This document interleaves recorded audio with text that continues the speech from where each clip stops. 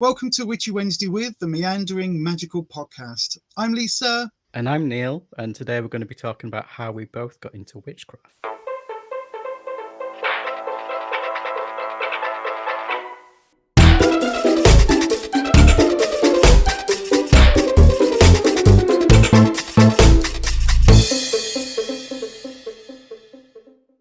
So then, Neil, I guess the question is then, how did it all begin for you? How did your magical journey begin? My mum has always been very spiritual. So growing up, she was always the one that was reading out the family horoscopes. She'd go and see tarot card readers quite a lot. She had a lot of books around, quite casual witchcraft books, palmistry and things like that, and lots of copies of Spirit and Destiny, that kind of thing. Oh, okay.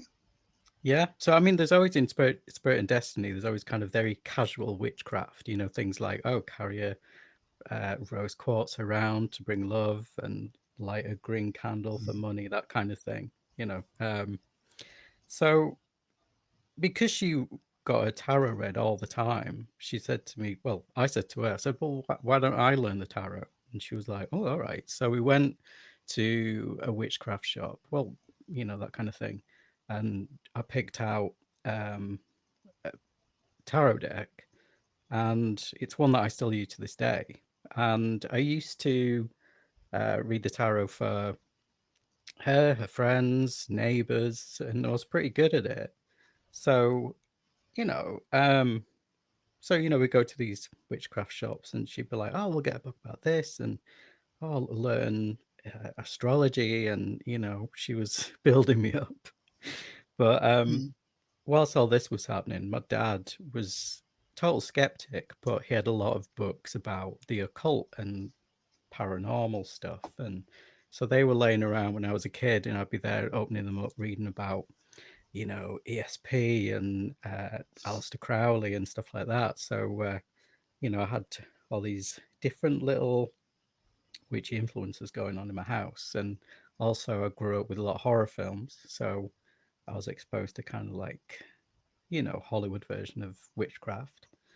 Um, but when we would go to these witchcraft shops, I'd I'd be like, oh well, let's go one step beyond Spirit and Destiny. Let's get a book about witchcraft. And I went a bit hardcore at first because I was like, oh well, okay, what do I need? Right. And I went for the Witch's Bible, which is very Wiccan. Um, and I went, God bless the Fathers. yeah, I just kind of went, oh geez, this has got a lot of rules. This has. I don't know if I can. I don't know if this is for me. But I kind of ended up getting some other kind of casual books and getting a bit interested in it. But yeah, I mean, that took me until I was probably about 16 or so. So, Mhm. what about you? When you were a kid, did you have any kind of witchy influences like that, or um, things like films and Oh, stuff that made you kind of think about witches and what they were and things like that? um, in a word, no. So Okay. when I was growing up, we were into the early to mid 80s, and there Mm, was that satanic panic, the witchcraft panic, mm. where, in every park there's going to be this occult coven of witches that are waiting to prey on young children. And, you know, that was just, it seemed to be virtually every other week in the papers there would be some sort of witches do this, Oh evil yeah, witches do totally. that, satanic do that. So it was very much something that wasn't ever really talked about when I was growing up. And especially, I mean, like my parents weren't religious, neither of them were particularly sort of religious, but mum was sort of Christian with a small c, so she had a belief with a small c, Mm. but we never went to church or anything like that. But then, bizarrely, for some reason, in my probably in my tweens, so between 10 and maybe 12, 13, I'd got into going to Sunday school. And I have no idea why. I don't remember why it happened. I think it was just one of those random things of something to do. And it was one of those things where, I mean, that's to be honest, that was the first experience I ever had, was singing in front of a crowd, and kind of people, you know, coming up afterwards and saying, oh, you've got a good voice, you know, maybe you should do something with this. And that was like, that led to school choirs and BBC Song for Christmas and all of like performing career and all of that stuff. So that all came back to Sunday school. So whatever you think about the Christians, you know, at least that side of my life wouldn't have happened without Sunday school. But it's the doctrine that got me, like going along and doing nice things and helping people, and generally, you know, the teaching of don't be a dick, like all of that, totally take all of that. But the whole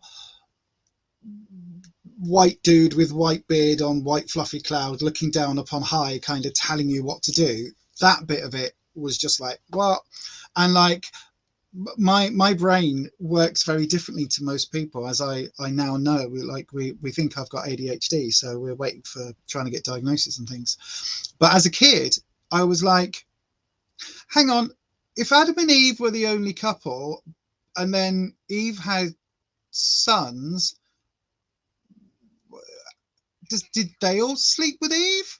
And that's not the question they like you asking in Sunday school. And then also, like, so if Noah's Ark, if there were only 2 of everything, how does that stop inbreeding among the animal species? And again, they don't like you asking that question. I was like, and also, like, where were the dinosaurs in the Bible? Like, none of those questions were. And so because every time I'd ask those questions, I got diverted and nobody would give me a straightforward answer, that started me down the road of, well, this book has no actual answers. It raises more questions than anything else.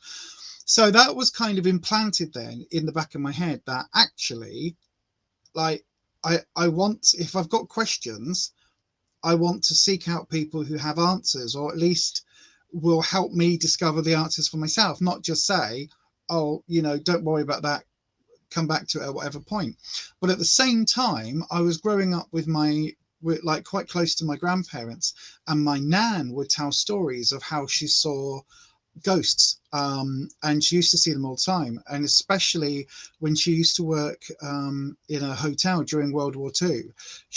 Because we grew up in Southampton, and so during World War II, all of the soldiers that were coming back, that were injured, that were coming back from the front lines, all filtered through Southampton. And so this massive hotel had been turned into basically a patch them up and send them back war hospital, effectively. It was literally, right, you know, let's stitch you back up, let's get you back fighting fit, and then ship you back out to the front again.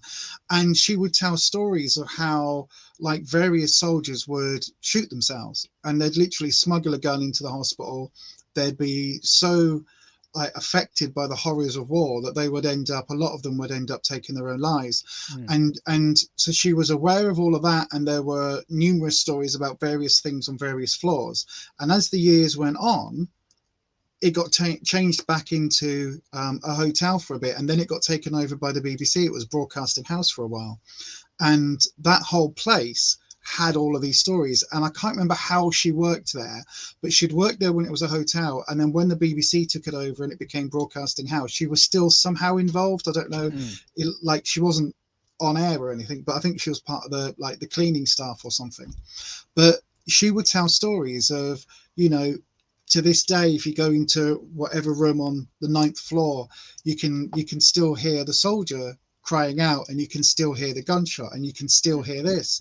And so she will talk about these ghost stories, totally real. Like, there was no Scooby-Doo spooky. This was just a part of our life growing up, you know. Grandma saw these things, and I never for a second never even thought that there was anything abnormal about that. Like, I thought every family, every grandma sees spirits. It must be what happens when you get old, right? The older you get, you start seeing dead people. That's just how I thought everybody was. And it wasn't until sort of later on, and I was getting into my teens and having these conversations, and I was like, so, like, okay, you go to a church? And she was like, well, it's the spiritualist church. And I was like, what's that then? And so that started conversations. And through talking to my nan, like none of the rest of the family would acknowledge anything, but then having little conversations with my nan and then exploring conversations with my mum, like my mum was like, I've seen ghosts, I saw this happened, that happened. It turns out my aunt used to have prophetic dreams. So she would dream of people either just before, immediately after they died, like before the family knew that somebody had died, she would see them in their dreams. And so that was just like a thing. And it started to be this, like, it was an unspoken knowledge within the family. And as we then kind of, as me and my nan got closer, got a lot closer, especially as I was coming out and all of that sort of stuff, she then was starting to say that her grandmother had been a medium. And so for the longest time, my entry into witchcraft came about through going to spiritualist churches, like in my teens, in my sort of mid to later teens, and starting to learn about auraic healing, so like aura work and seeing and working with auras. And then that kind of got me into everything else. And it was about when I was about, I think I was about 18, 17 or 18. I think I was about 18 when I picked up my first tarot deck. And it was literally, it was kind of, because I'd, from sort of like being a tween through to 18, that 6-7 year period, because it had come through like in dribs and drabs from like ghosts, spirits are real, and then auras and healing, like the natural progression was into tarot and into the to divination. And so I was a tarot reader who also did a bit of auraic healing, aura healing. I called it auraic, I don't know why. But I did a bit of that. And it's that then that got me looking at, okay, what's underneath all of this? And that's where I went down the Wiccan route and went down Buckland's Big Blue Book. I can't even remember, what's the actual name of it? It's like the Big Book of Witchcraft or something, by Raymond Buckland. It's just Buckland's Big Blue. And then that led me into Scott Cunningham, and I went down this sort of Earth Wicca route rather than the slightly more fluffy bunny route. And very quickly, because I'd come into it via crystals and things like that, and it's sort of like that, the fluffy side of witchcraft was always there, but I a bit like being at Sunday school, it raised more questions than it answered. It was like, well, why does a crystal work? Oh, just because. Well, it's a frequency thing. Is it? But is it? But so what but how? But why? And it was asking those questions, and again, not getting answers that felt right with me, that led me to seek out more answers and more questions, and that dove even deeper. But then scroll forward a little bit. So when I was in my early 20s, I guess I was 21 or 20. No, I must have been about 22, 23, because I'd left and then returned to Southampton, so it must be about 22. I had started to get into witchcraft, started to get into little bits of this, that and the other, but I had also got into the goth scene at the same time, and sort of that musical scene and vampires and all of that. And where that crossover came was looking at psychic vampires, and how like this idea of succubus and actual psychic vampires, psyvamps and things, and that all was happening. I then went on a night out, I went to a club in Southampton called The Dungeon, which was a goth metal club. I went there, and the first time I went there, I happened to bump into this guy called Hig and this other guy called Wayne, had this wild conversation, and this random conversation, which by all accounts was just this weird serendipitous like coming of events, like planets aligning and everything. That conversation opened me up to Hig, who was a chaos magician, a chaos mage, and very into chaos magic and all of that, and ceremonial and higher magic, and Wayne, who was a heathen. And so you had higher magic on one side, you had heathenism, sort of very Norse based, sort of Viking type. I mean, the guy went on to become a journeyman blacksmith, for God's sake, you know what I mean? Like proper old school Norse type mythology. And then in the middle, you had me as this kind of coming in from the wiki wacky, like crystals and auras and healing side of things, and being very much into seeing auras and seeing psychic energy and having that connection. And so you had this three, and it was literally like this triangle of almost like the three different aspects of the craft. The very ceremonial, the very earth-based, and the very sort of ethereal. And we just the three of us just clicked. And probably for about 2 years, I spent most weekends and an awful lot of weekdays with these people. And they became, you know, some of my closest friends. Wayne became like literally one of my closest friends up until the point he died. And yeah, so that was me. So that was how those are my beginnings. Yeah, I mean, you were saying, I mean, it's pretty good how you met some witches that kind of opened you up, because for me, I knew no witches at all. I was kind of doing this all on my own. But I mean, it's like you were saying, you kind of asking all these questions and wanting to know the whys and things like that. Because my mom had all these books and kind of had her fingers in all the pies of all these different spiritual practices. It was almost like I want to know about that, and you know, going into witchcraft shops or whatever, just going, oh, I've not heard about that before. What was this? And so I was there. I wanted to know a bit about everything. So I mean, when I hit the Witch's Bible, I was like, oh, this is what actually witchcraft is. I don't know about this. Oh. You know, I can't afford all these tools.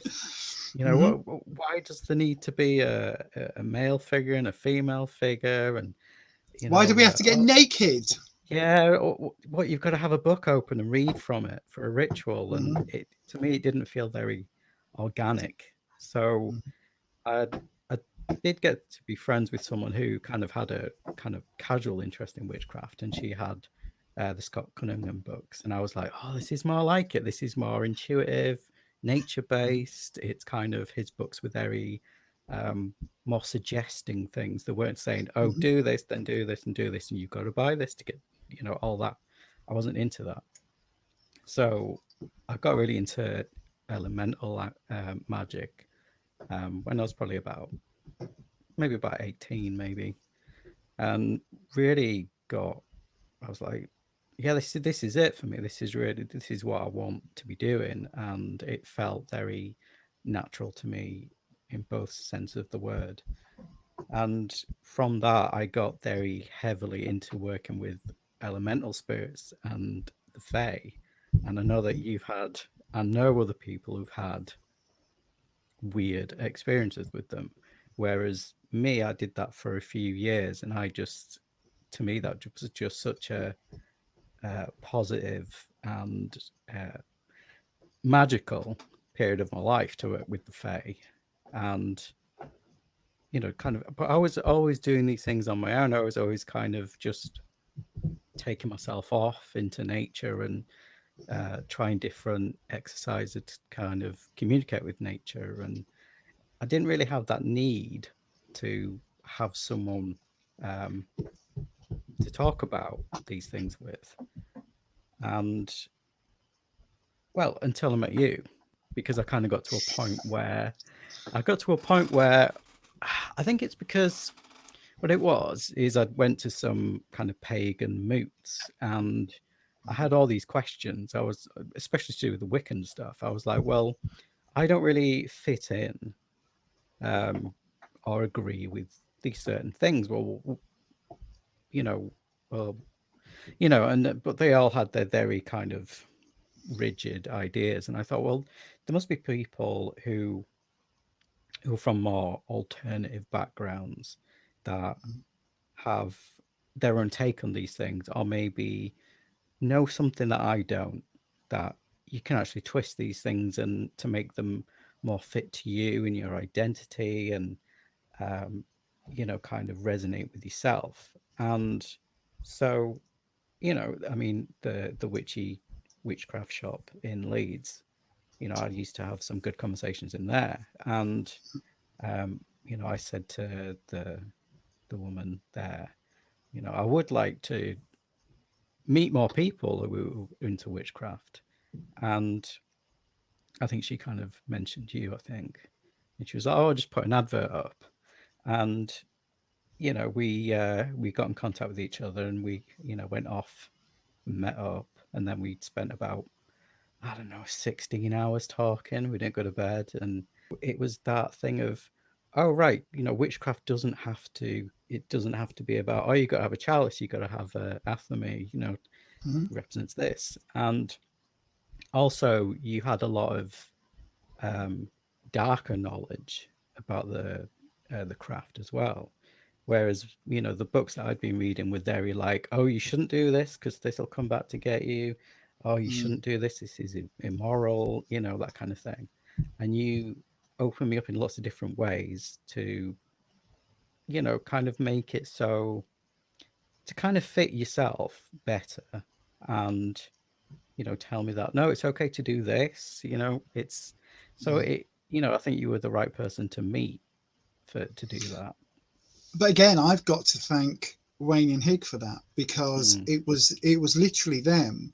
And when I say that we spent, I mean, literally the first time I'd met them in the dungeon, and then the next day we'd arranged to meet at this place called Hut Wood, which was just this random, and I mean, totally random, a place I'd never been before, out on the outskirts of Southampton, a whole other side of the town that I'd never been to. And it was basically like, right, you need to get on this bus and you need to be on here. And then when you, like, almost as the bus reaches the end bit, you get off the stop before the very end. And I'm like, okay. So the bus driver does the whole, right, this is the stop. So off I go.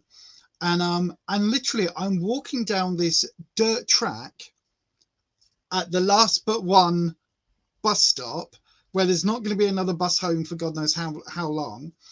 And I've got a backpack where I've got I've probably had an athame at the time, but I would have had some candles and some matches. I would have had a fairly sharp knife, because I took a knife with me for doing things in the woods. But also the thing that I remember going through my head was, I've just met these people yesterday and now I'm in some dark unknown woods and nobody knows where. I mean, this is before mobile phones properly. So I'm like, nobody knows where I am and nobody knows who these people are. Nobody knows that I'm going to meet. This is where I die. Like, this is literally where I die. But it wasn't, obviously it wasn't. But I ended up just walking down, like meeting them. And then they took me deep into the woods, and it was like, right, okay, just trust the universe, Lisa, trust the universe. And I literally followed these two people into this sort of wooded area, and it turns out it was this area that has been known for like witchy and thin veil and all sorts of like liminal space for years and years and decades and blah blah blah. And it was, I don't know to this day, I've got a suspicion, knowing them both, that they were testing me. Like, is this person actually going to come down to the woods? Are they actually going to do this? Are they actually doing that? And yeah, it was kind of one of those things where before meeting them, as I say, I'd done bits of auric work and I'd done bits of energy transfer and all of this. And I was like, well, I think I can suss this out. And I think I know what I'm doing with this. And like the couple of witchy books and things that I'd got into, I was like, yeah, kind of like, I've got some protection stuff going on, and I've got some of this happening, so I think I'm okay. And I guess it was hanging around with those two, and literally like things like grain sight. I don't know any other way of describing it other than grain sight. It's this thing where when you're in alpha, when you're in a magical headspace, we called it alpha. I don't know whether that's a general term or not.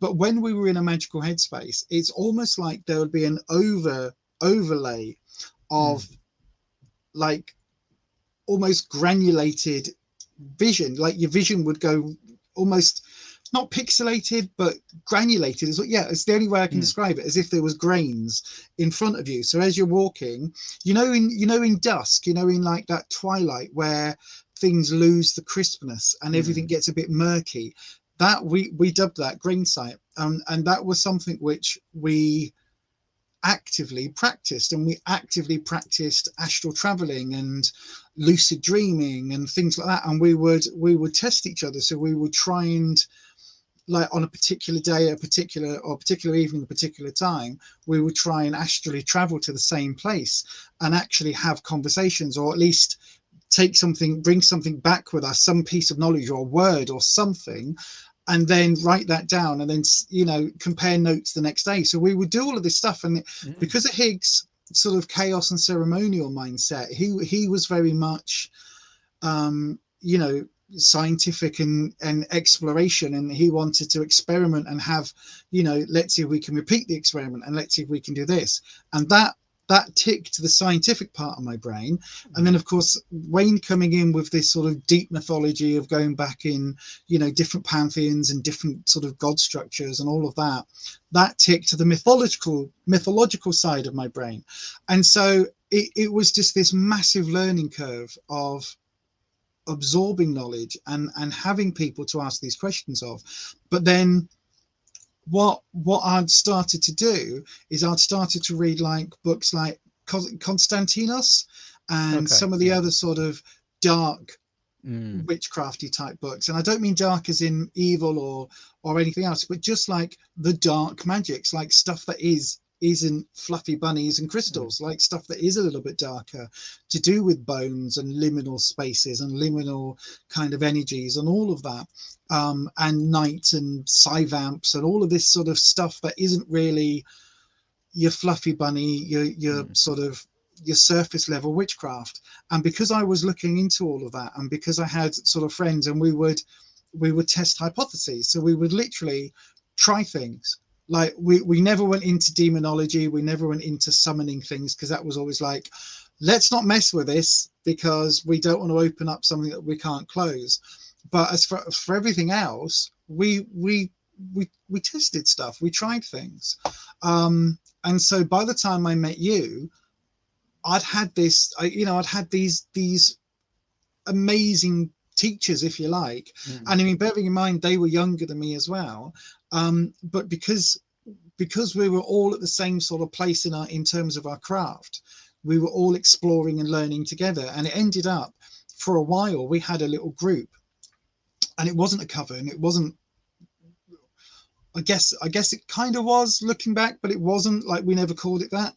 And the whole point of this group, and the whole idea, was that people that had an interest in the craft would come in and share their point of view. And so somebody would come in and like they might want to run a ritual, and it would be a case of, right, okay, well, we'll all take part, you tell us from your perspective, we'll all do it from your perspective, and then afterwards we'll sort of reflect on how, for me, coming in with crystals and healing and energy and chi and all of that stuff, how I perceived it. Hid coming in from a chaos ceremonial magic aspect, with how he perceived it, and other people would come in from from there. We had somebody who was very into the Fae, very, very into the Fae, and to this day she still is, and she's very tuned in with all of that.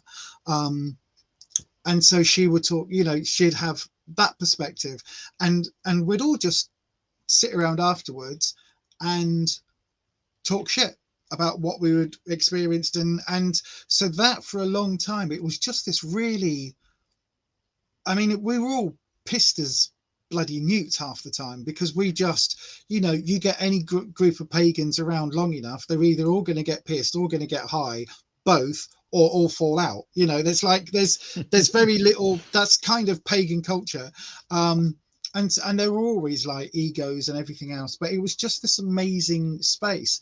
And so by the time, like, I was working at the shop in Leeds, the hippie shop, the sort of witchy alternative shop, by the time that happened, I already was not set in my ways, but I already kind of knew which parts of the craft I liked, which Wiccan authors I liked and respected, and which I didn't, like which of the like the Witch's Bible, and Buckland, and bless him, Mr. Gardner himself, like which of these people's writings and teachings spoke to me, and which ones I was just like, no, you're just an old pervert who just wants to see a load of naked people and kiss them on the breast. Like, I can leave that side of it. Let you do that. Fill your boots. I'm having nothing to do with any of that shit. Thank you very much. Like, no, you know what I mean? So I was able to, and again, because I've always classed myself as an eclectic, I've always taken a piece of this and a piece of that and a piece of the other, whatever made sense to me. And I guess going right the way back at you know, at Sunday school, that was the thing you weren't allowed to do. You had to just do what you were told and believe in it all. And so of course, once I was introduced to this other world, it was like, okay, but this Buddhist teaching of like tantric, and that makes sense to me. And actually that's quite similar to alpha theory over here, and that's quite similar to brainwave patterning in the scientific MRI studies over here that I've been reading about, and neurolinguistics and neuro. And so it's like, actually when you start taking all these different bits, to me that's what made sense. So yeah. So yeah, but I'm really interested though, how, like, for you, like, you say that you didn't have people to talk about, but yet your mum was into all of this and you kind of had that background growing up. So did you ever discuss things with your mum? Did you ever kind of, as you were getting into the craft, did you ever sort of say, guess what, mum? I'm a witch. I'm a wizard. I'm a mage. I'm, you know, here's fire in the palm of my hands. I didn't. I think it was almost, I mean, it was quite a private thing for me. I mean, my mum was kind of like, oh, well, believe whatever, you know. She didn't 100% get it if I tried to talk about it. And I was like, oh, well, okay, well, I'll not talk about it. But she knows I'm that way inclined. So, yeah, but I don't know. It's not something that we really talked about too much. It was more about, like you were saying about trying everything, questioning everything, bit this, bit of that. You know, my mum opened me up to that and kind of, you know, would say, "Oh, have you read about this? You know, or maybe you should get into this." Or so it was almost like sometimes she'd just kind of throw me projects, you know, for me to go down, because I'm very into absolutely learning everything that there is to know, absolutely debunking the shit out of it, finding out about the history of it, where it came from, anthropological side of it. I'm all just into absolutely dissecting any kind of practice, any kind of any element of magic at all. Having all these different interests in all these different types of magic, and then hitting the wall of Wicca. I mean, I didn't know. I thought Wicca was witchcraft. I didn't know that there is other types of witchcraft. So I hit the wall of Wicca and went, all right, okay, witchcraft's not for me then. But, you know, working with like elemental things and was fun for me. I really enjoyed it. And also, when I was growing up, I did do a lot of little kind of magicy things that I weren't aware that were magicy things that actually worked. And I kind of went, oh, that's just coincidence, you know, that's because it was just me messing about, maybe copying bits of witchcraft from films, you know, or like reading about a spell in a comic or something, trying it out. And then if I got a result, I'd be like, well, that's not proper witchcraft, is it? Because witchcraft is this thing in this book, and it's called Wicca, and you're supposed to do these things a certain way. And so, yeah, you just kind of hit this wall. The first exposure to maybe a book about witchcraft, I would just thought, well, this is witchcraft. This isn't for me. I'm happy just messing about. Like, I just thought, oh, I'm just messing about. We're both coming at it from a pre-internet age, so we can't just go, oh, I'm interested in witchcraft.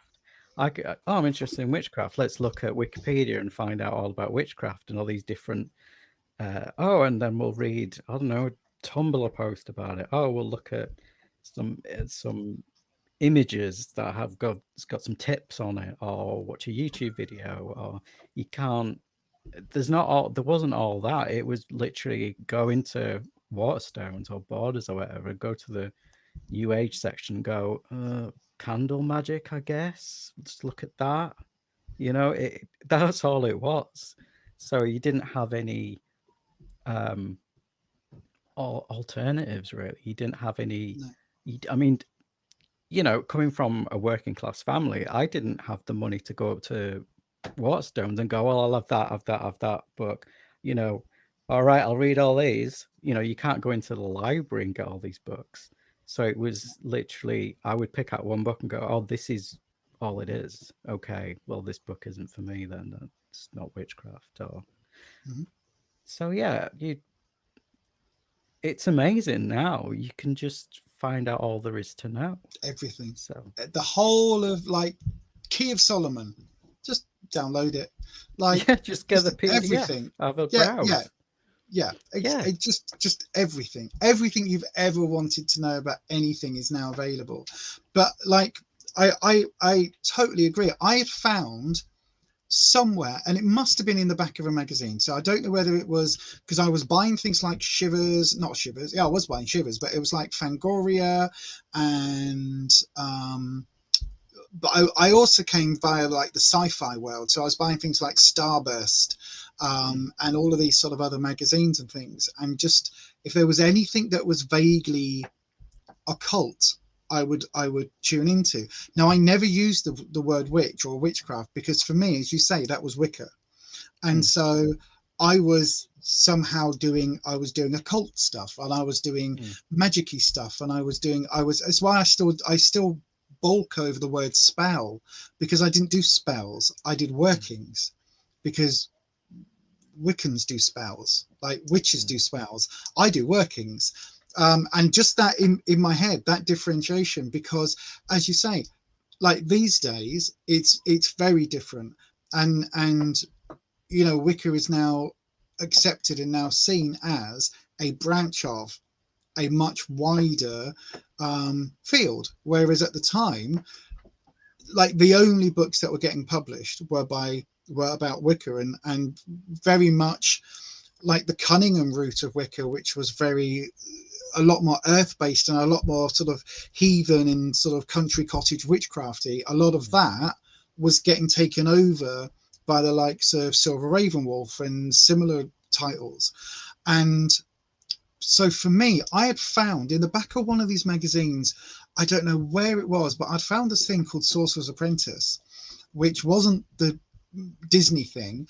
It was this mail order shop, and it's actually based in Leeds, and at some point I am going to go back, because the building is still there, and it's one of these buildings that is it's shut down, it's boarded up. It used to be an actual shop, and then it got firebombed, or one of their shops got firebombed and it moved, and then they opened a shop and then it had closed, and they got picketed in the, you know, satanic panic days and all of that. But the actual building is still there, and the shop is still there, and apparently it's still run by the same people, and it's still available as mail order. This mail order, old wonderful. School, and it was this catalogue that you sent along for, and I want to say it was something like 5 first-class stamps would get you this catalogue, and then you'd get this like badly photocopied, like just really badly photocopied, almost ineligible, like it's similar size to Necro, so like A5, and it was just this pamphlet of random things, and it would say something like, you know, Solomon's, I don't know, like Solomon's herbal foot bath, and you'll be like, what? And then it would say, you know, and it wasn't like, and it would say like Father Benjamin or Frater Benjamin's, like, I don't know, Frater Benjamin's money oil, and you go, right, yours now for just $19.99, and you'll be like, what? That's so expensive. And so occasionally I would scribble away some money and I'd send off for stuff, and so you'd get this like little pouch of magical herbs. No idea what they were. To this day, I've got no idea what they were. They could have been like dandelion roots that he's just dug up from his garden and dried on a radiator, or they could be genuine stuff that's come from the Himalayas, you know, been plucked on the first moon of the whatever. No idea. But for a while, that was like the witchy shop in Buffy. You know what I mean? That was like that was in my head. In my head, it was the shop from Gremlins with the old guy that sells the dad the gremlin. You know what I mean? It was just this, like, you expect there to be like the puzzle box from Hellraiser in there. You're just on a thing. You know what I mean? And it was in my head, that's what it was. But by all accounts, the person that ran the shop was a bit of an old character, but it's still running, or it's still being run to this day, which is phenomenal. It really is. But yeah, so like that was all there was. Like, and if you wanted stuff, it wasn't like these days where you go, oh, I want this herb, oh, it's in a supermarket again, because again, back in the 80s and 90s, like, you couldn't, if you wanted something like coriander, that was this weird exotic spice. It wasn't something that's now in everybody's, you know, kitchen cabinet. If you wanted turmeric, it was this, oh my, so expensive, this, oh, it wasn't like, oh yeah, it's just, you know, aisle 4 in Sainsbury's. It wasn't like that. And so there was all of this mythology around even getting herbs, you know, the basic thing like herbs. And so I think you're absolutely right when you say that, like, the internet has completely changed the craft, completely changed so much of it. And like, not just in terms of knowledge, but in terms of being able to like interact with people, but also being able to get hold of stuff, and also being told that you don't need to get hold of that stuff, because that was the other thing. Everything you'd find, it was always like, you must have, again, that hangover from the Wicca days, you must have all of these tools, all of these accoutrements in order to be practicing magic. Otherwise, you're just waving your hand around in your garden. Do you know what I mean? Bonkers. Oh, totally. How I got into chaos magic was reading about it in a magazine. I mean, I had the internet, but I don't know, I kind of got to a point in my life, kind of when I was about 20, when I'd worked with the Fae, and I want to say I've always kind of been a dark person, and I kind of won't elaborate on that too much. But when I was 20-ish, I got into art college, and I went down some dark paths, let's say. And kind of the whole thing with the Fae was like, load of shit, fairies, whatever. And I just didn't do that anymore. I just saw that as a very bright thing to do, very positive thing to do. And I didn't really know where to go from there. I mean, when I was doing art, you know, obviously it's a creative thing to do, and it's all about accidental intent into your work. You know, you want to paint something that is expressing this, and so you kind of spend all that time making something and producing something and putting it out there into the world for other people to look at and they to interpret. And you know, it's, I kind of picked up on that. There was this energy transference in there. There was this will that you had when you were making something, your intent. And I started to use that quite a bit. And I thought, well, okay, so there's this power within me rather than before it was all about the outside elementals and just nature. And I thought, well, there's this power in me that I can tap into by doing something very personal to me using my own talents. And I thought that was really really exciting. And but I thought, well, I don't know what that is, I don't know what that's called. So I was reading an issue of 14 Times, and there was an interview in there with Peter Maston, who was, I don't know if he is anymore, but he was the head of the Illuminates of Thanateros, and he gave an interview about chaos magic. And the way that he described it in this interview, I just went, that is everything that I have been doing throughout my life, and especially recently. That sums it all up. And I can't believe there is this path that's what it's called, what I'm doing, what I've been doing for a long time. Things like borrowing things from pop culture, seeing the magic in there. It's all magic being within you, and learning how to, get that out through will and intent. And I've always had a very DIY ethos in my life, doing my fanzine, doing art.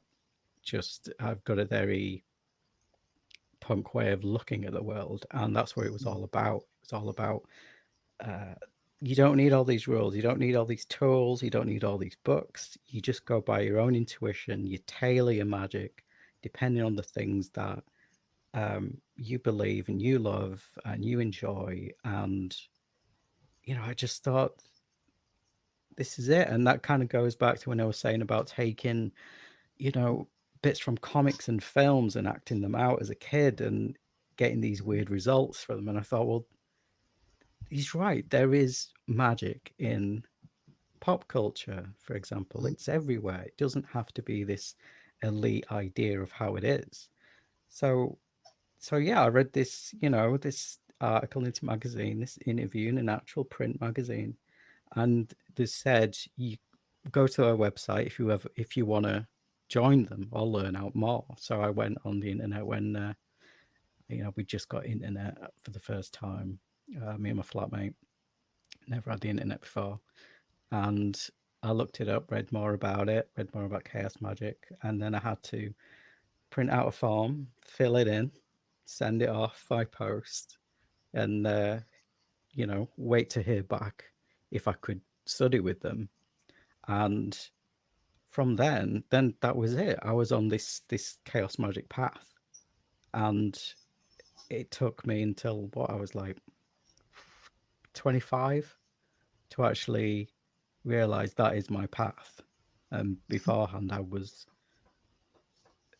just wasn't sure, because I always kept coming up against these rules and these blocks, and you should do this certain way. You should, if you're a witch, you should believe in this. You should be having all these different sabbats. You should be whatever, just all these rules that I just went, well, why should I have to do that? Why should I believe that? And I'm all right doing my own thing. And so I just thought, wow, this is it. This is it. Just, it was so perfect. And they read that form and went, yeah, all right, let me in. One of us, goober gabba, one of us, yeah. But yeah, it goes to show that you can spend a lot of years trying to work yourself out, like magically. You really can, and it's okay to dally until you get there. Oh, absolutely. By the way, this is now available not just on the YouTubes, it is also available on Mixcloud. So I will just, I meant to do this earlier, but we were talking and I completely and utterly forgot. Yeah, so this is available on Mixcloud. So if you want to download the audio only version, you can go to mixcloud.com it's just there, look, just there, Witchy Wednesday with. So yeah, do check that out. If you are listening to this on Mixcloud and you want to see what we look like, of course you can get yourself across to YouTube. Just go to Beyond Authentic, and if you type in Witchy Wednesday with, you'll see where the podcast comes up. There will be a playlist with all of these on. When I first came into all of this, and bearing in mind I came in, as I've talked about, through healing and crystals and all of that, and so when you're well, I don't know if it's the same now because I've not done anything in that field for a long time, but when I came into it via that sort of mind, body, spirit, new age kind of realm, it was very much, you must have the crystals that align your chakras, and you must have the right crystals in the right places, and they should be this shape and size. And so for me coming into it, it was all about, I must have, you know, if I'm going to protect a space using my crystals, or I must use particular crystals in a particular way, in a particular pattern, in a particular zone. But that then led into, as I got interested in Wicca and witchcraft, I must have my athame, I must have my wand, I must have, you know, all of these things. I've got to have my chalice, and they've all got to be these sacred special things that you spend an absolute fortune on, and you only ever use once a month on a full moon. And all of that these days has gone completely out the window. Like, I believe very firmly, and this is me with a bloody witchy shop, right, selling people witchy stuff, but I believe very, very firmly this is your best pointy stick. Like, whether it's a wand or an athame, your finger is the best way to transmit power, because it's literally coming directly from you. Like, yes, a wand is a lovely thing to have, an athame is a lovely thing to have. If you've got something and it speaks to you, and it, you know, it builds up that magical charge and it puts you in that mindset, great. But don't feel like you have to have that to be able to perform a ritual or a working. Like, at the end of the day, Pratchett had the best thing of a shambles. Like, a witch reaches in their pocket, pulls out whatever they've got, does something with it, and then holds it up and is able to see what they need to see, because it isn't about the things they've got in their pocket, it's about the things they do, it's about their knowledge and their experience. And that for me is one of those key fundamental turning sort of points from a fictional book, or a series of fictional books. And it is that thing of, you know, what happens if I haven't got my athame with me, I can't cast a circle. If I haven't got my wand, I can't do that. I've got a finger. You know, I had an idea that, yeah, you've got to have a chalice, you've got to have an athame, you've got to have a wand, you've got to, you know, all that. And yeah, it's just, there is stuff like that. You kind of, you do think you've got to do things a certain way. And over time, I've learned that I've done all right with what I do use. So yeah, you don't need all the bells and whistles. You know, you really don't. You don't feel like, right, I'm going to be a witch. Right, I'm going to need, right, I'll buy this. Go right. I'll get a bank loan. I think the classism within early, certainly 20th century, the witchcraft boom, it was steeped in classism. It was absolutely steeped in it. And this idea that you must have all of the tools, which then immediately meant that your average working class poor folk like me, well, I can't afford a ruby encrusted goblet, therefore I obviously can't practice ceremonial magic, or I can't practice this. And it's that same thing. And I know we definitely will cover this on a future podcast, because that's the same bullshit that kept, or was used against women in the practice. It was the same bullshit that's kept a lot of witchcraft very white, and a lot of racism within the craft and the magical fields over the years. I was about to say, hopefully these days with the internet, that's dispelling some of those myths, but I see this same bullshit popping up on Witch Talk and on some of the YouTube, on a lot of YouTube channels, where it is very much buying into that same bullshit. But but I think it's definitely something that I know you've got some opinions on. And definitely. I could talk about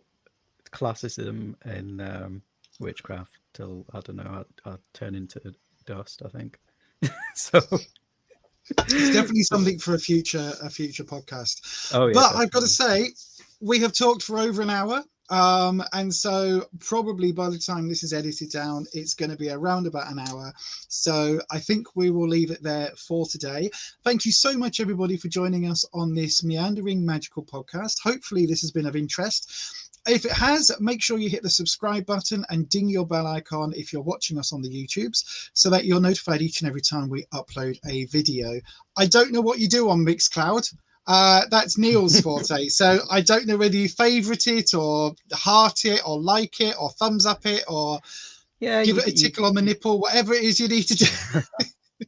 You can follow it if you've got a Mixcloud account. You know, you can just make one just to follow it and put a heart next to it and all that jazz. Put a comment. I think there's an option to download it in case you just want to, you know, stick the file on your, I don't know, MP3 player, wherever you've got these days. Listen to it, keep it forever, you know. God, we sound like two old farts, don't we? Oh God, yeah. Oh God. When did that happen? However you're choosing to enjoy the podcast, thanks so much for downloading, viewing, listening, whatever it is. We will be back next month. Make sure you stick around for that. Bye-bye.